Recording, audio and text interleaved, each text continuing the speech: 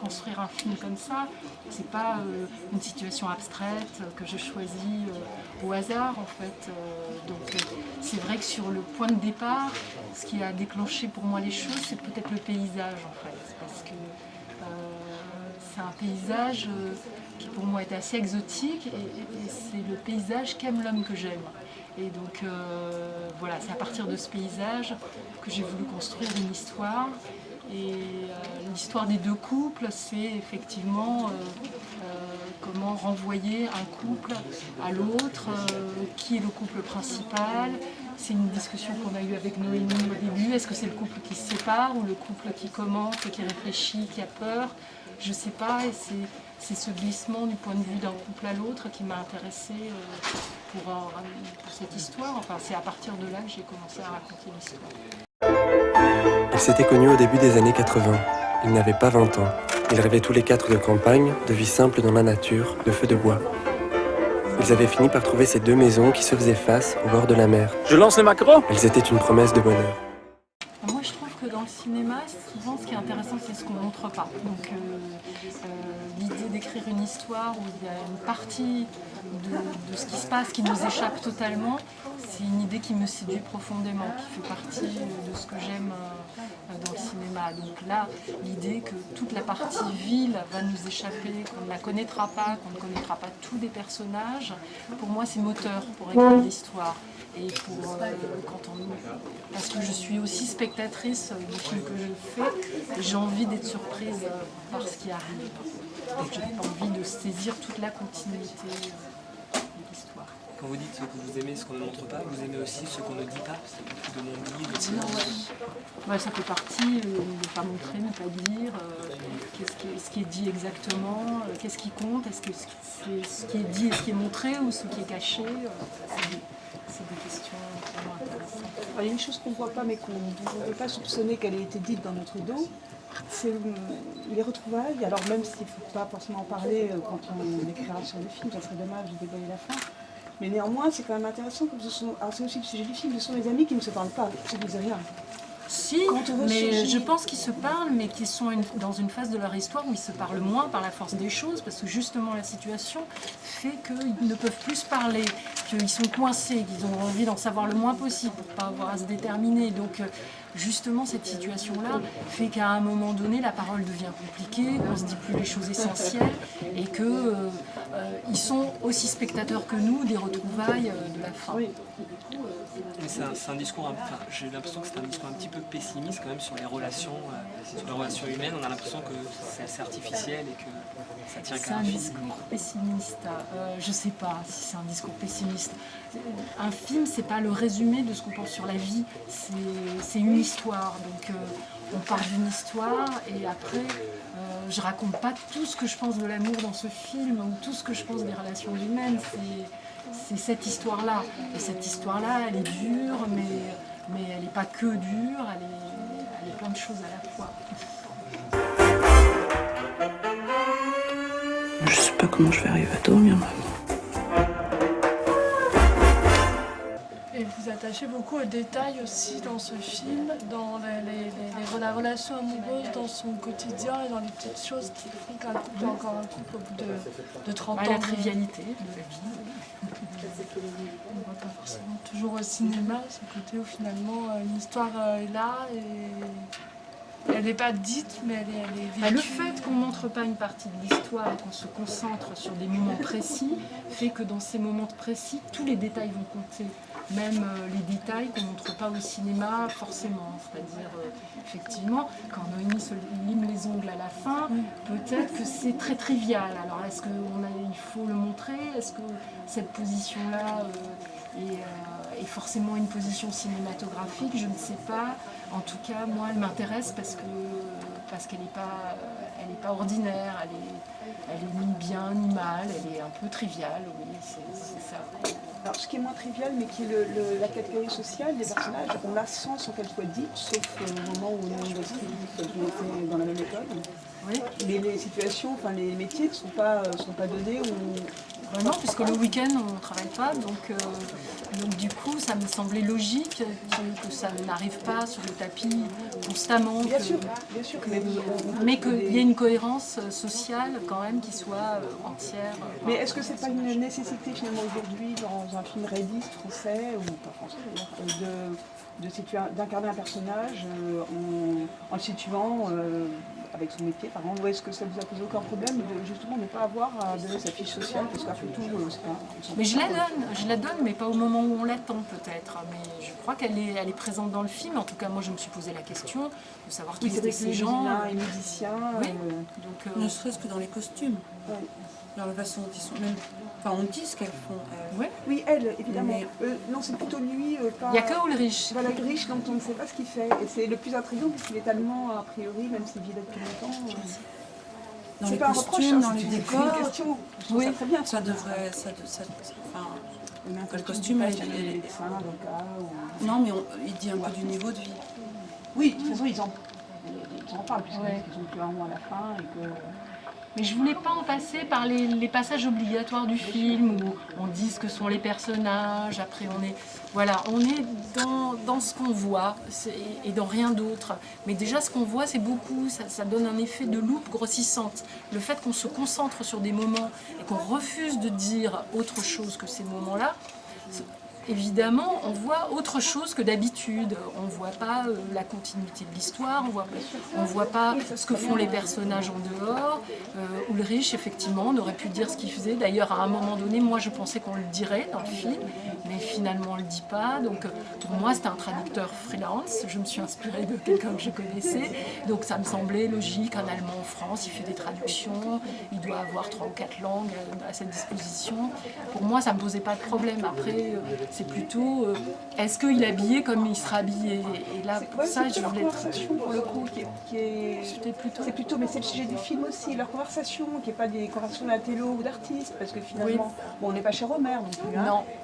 Et c'est Bah, pas, Romer, c'est pas mais, forcément des conversations d'intello, parfois c'est assez ridicule aussi. oui, chez Romer. mais là ils sont vraiment dans le trivial pour le coup. Oui. Dans leur Mais c'est aussi la conversation. situation qui fait qu'ils n'ont pas Voilà. d'espace à partir de cette situation pour développer autre chose. Ils ne peuvent pas parce que ça prend tout l'espace, cette histoire de séparation. Tout d'un coup, il n'y a plus d'espace pour discuter des romans, des films, de ce qu'on discute entre amis le week-end. Tout d'un coup, cette femme, elle leur prend tout leur espace avec son histoire. Donc c'est ça que ça raconte aussi. Oui, et puis c'est très beau parce que ça finit sur la solitude de cet âge aussi. Enfin, en tout cas, on va vers une solitude d'une certaine, me semble-t-il, une certaine catégorie d'âge. Le film porte aussi là-dessus de manière assez Pessimisme. Non, mais c'est la vie. Enfin, Oui, très c'est beau, la vie, très beau pour dans moi, le film. c'est la vie, C'est là hein. où les films prend, je trouve. De toute manière, pour moi, le sujet, c'est pas le couple, c'est la solitude. Qu'on soit seul, qu'on soit en couple, qu'on soit avec des amis, parce que c'est aussi un film sur l'amitié. Pour moi, c'est la solitude, le sujet. C'est ça. Qu'est-ce qu'on fait de sa vie avec l'autre? Est-ce qu'on est plus ou moins seul avec l'autre? C'est plutôt ça. Et en même temps, ces personnages, on sait peu de choses sur eux, mais on se sent très proche d'eux, justement. Il y a une proximité avec les personnages qui se fait parce que justement, ils sont dans leur quotidien, que nous, on peut vivre aussi de la même façon. Et voilà, il n'y a pas besoin de plus de mots pour se sentir. C'est pas des inconnus, quoi. On se sent quand même. J'espère, mais pour ça, il fallait qu'il soit juste et qu'il fallait qu'il soit incarné aussi par des comédiens qui portent, qui ait une épaisseur de vie et d'humanité. Voilà, donc c'est pour ça que le casting était très important sur ce film. Justement, vous voulez dans le site, vous avez 4 comédiens que vous vouliez. Ça veut dire que vous pensiez à eux dès l'écriture? Non, pas dès l'écriture, mais disons qu'à partir du moment où j'ai lancé le casting, les 4 comédiens que j'ai choisis, je les ai choisis au fur et à mesure. Enfin, les choses sont faites dans l'ordre que je décris dans le dossier de presse. Ils ont accepté, j'ai eu cette chance-là. Et justement, puisqu'on ne dit pas tout dans ce film, et c'est très plaisant, pourquoi avoir mis une voix off qui explique certaines choses qui se sont passées Alors la voix off, c'est pour rajouter une dimension de non-ironie, je dirais. Parce que le film est très grinçant. Et moi, je ne suis pas quelqu'un de grinçant ou d'ironique. Donc je voulais qu'il y ait ma voix dans le film. que d'une voix qui raconte les choses simplement. C'est la vôtre oui, non, c'est pas la mienne, c'est celle Oui, de quelqu'un oui, d'autre, mais c'est la mienne. Du jeune garçon ou c'est du- Non, c'est celle de mon monteur, On peut l'assistant penser que c'est monteur. la voix des adolescents. Non, voilà, c'est la voix d'un technicien en fait du film. D'accord. Et c'est la voix que je me suis choisie. Donc c'est comme si c'était vous qui parlez à ce Voilà. Mais Moi, pourquoi c'est vous ça. redoutez d'être caustique ou d'avoir. Il y a effectivement un petit Non, ton je ne grinçant, redoute mais pas d'être caustique, je veux qu'on prenne au sérieux ce que je raconte. C'est-à-dire, je n'aime pas tellement le second degré, je suis très premier degré, j'aime qu'on prenne au sérieux les personnages. C'est pas parce qu'il y a quelque chose de caustique et de parfois une espèce d'ironie de la vie que moi je suis ironique par rapport à ce qui se passe. C'est-à-dire, je suis aussi dedans et je prends terriblement au sérieux mes personnages, toujours. Et je trouve que c'est la moindre des choses. Nous tous, je les prends au sérieux. C'est important qu'un de vos personnages soit allemand, parce que justement on en parlait sur ce personnage. Pourquoi on choisit quelqu'un justement? Pourquoi j'ai choisi quelqu'un qui est allemand? Parce que j'avais besoin d'un étranger dans le film. Et, en même temps, je voulais pas qu'il soit exotique et je trouve qu'un Allemand, c'est à la fois quelqu'un de très proche et très lointain et je trouvais ça bien. Ça, pour moi, ça ne résonnait pas comme quelque chose d'exotique. C'était un peu les lettres persanes, c'était le persan de l'histoire qui regarde les autres. Donc, dans le film, au départ, tel que je l'ai écrit, c'était le personnage le plus fade, peut-être ce personnage allemand. Et en fait, il a pris sa place comme quelqu'un d'un peu distant, qui regarde les autres et qui voit quand même, je pense qu'il est plus lucide que les autres, plus lucide que les trois autres. Oui, c'est vrai qu'il est un petit peu un observateur. Et sa position, son statut d'étranger le sert. J'en ai parti.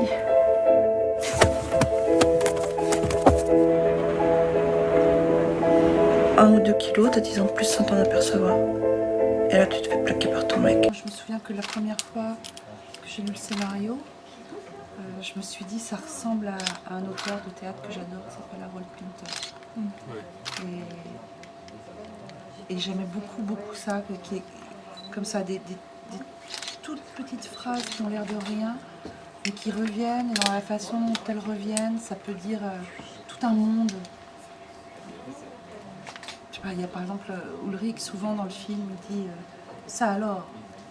Sauf qu'il le dit une fois, il le dit 2 fois, il le dit 3 fois. Et c'est ça alors qu'il ne se passe pas non plus, il n'y a pas un tsunami, quoi. Y a pas... Et je trouvais ça très très beau, ça. Donc je me suis dit, tiens, un des chemins par lequel je peux essayer d'arriver au film, c'est de lire et relire ces phrases comme ça, qui ont l'air de rien. Genre, où est le couvercle de la confiture? Enfin, il y a pas cette... Voilà. Mais où est le couvercle de la confiture quand c'est habité comme l'était le scénario? C'est très très riche parce que on a l'impression qu'il y a 50 façons de le jouer, il y a 50 propositions à faire en mettant en scène. Parce que c'est habité de tout ce qui n'est pas dit.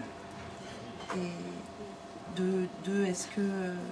est-ce que l'amour peut durer toujours? Est-ce que la fidélité est possible? Est-ce que on peut vivre à 2 sans être seul comme un chien, malgré tout? Est-ce que la vie est à ce point imprévisible qu'on peut être quitté comme ça, du jour au lendemain?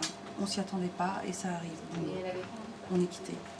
Ou alors on peut quitter du jour au lendemain alors qu'on était parti pour vieillir et même se demander lequel allait survivre à l'autre. Et... Enfin voilà, c'est que donc il y a eu ce chemin-là, j'avais l'impression que toutes les situations comme ça apparemment très simples et tous les échanges de dialogue avec les partenaires étaient apparemment tout simples et très très très chargés de questions fondamentales. Il y a eu ce chemin-là, j'ai été évidemment chercher en moi. Ça, c'était pas très difficile parce que le film d'âme s'intéresse à des choses qui m'intéressent. Donc, voilà. Voilà, et puis j'ai été beaucoup chercher en Anne, en l'observant, en me posant des questions. Enfin, c'est que j'ai l'impression... Comment dire? Je vais pas sur un film pour un rôle, je vais sur un film pour un metteur en scène. Pour un metteur en scène en premier, pour un film en deuxième et vraiment en dernier pour un rôle. C'est ton tiercé. S'il faut en faire un, c'est celui-là. Donc souvent, sans qu'il s'agisse du tout, jamais d'imitation, en plus j'en serais bien incapable, mais souvent je me dis, il y a un petit endroit secret quand on joue un personnage, que ce soit un personnage principal, un personnage secondaire, presque quel que soit le personnage, le petit endroit secret, c'est qu'on joue un peu le metteur en scène. Donc j'ai regardé Anne et je me suis posé des tas de questions sur elle. Tu sais que j'ai trouvé une formation. Formation de quoi? De chant grégorien. Qu'est-ce qui va se passer maintenant?